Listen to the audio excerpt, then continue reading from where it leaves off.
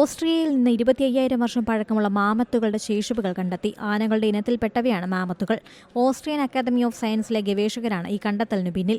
വിയന്നയിൽ നിന്ന് ഏകദേശം 40 മൈൽ പടിഞ്ഞാറ് ഭാഗത്തുള്ള സ്ഥലത്ത് നടത്തിയ ഖനനത്തിനിടെയാണ് മാമത്തുകളെ കണ്ടെത്തിയത്.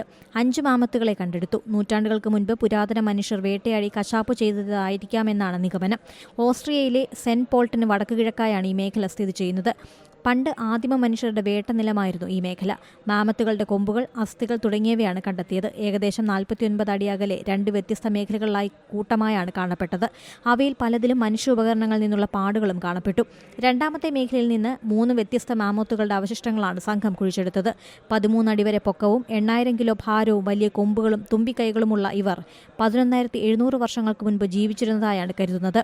വടക്കേ അമേരിക്ക, യൂറോപ്പ്, ഏഷ്യ എന്നിവിടങ്ങളിൽ ചുറ്റി സഞ്ചരിച്ചിരുന്നുവെന്നും വിശ്വാസം. ഒട്ടേറെ നോവലുകളിലും ആനിമേഷൻ ചലച്ചിത്രങ്ങളിലും മാമത്തുകൾ കഥാപാത്രങ്ങളായിട്ടുണ്ട്.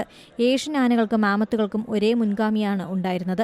സൈബീരിയയിലെ ഉറഞ്ഞുകിടക്കുന്ന മഞ്ഞുപാളിയിൽ നിന്നും ഒരു മാമത്തിന്റെ ശരീരം കണ്ടെത്തുകയും അതിന്റെ ജനിതക ഘടന വേർതിരിച്ചെടുക്കുകയും ചെയ്തിരുന്നു ഈ അടുത്ത സമയത്തായി. ഏറ്റവും പുതിയ വാർത്തകളും വിശേഷങ്ങളും വിരൽ തുമ്പിലറിയാൻ സീ മലയാളം ന്യൂസ് എല്ലാ ഡിജിറ്റൽ പ്ലാറ്റ്ഫോമുകളിലും ലഭ്യം.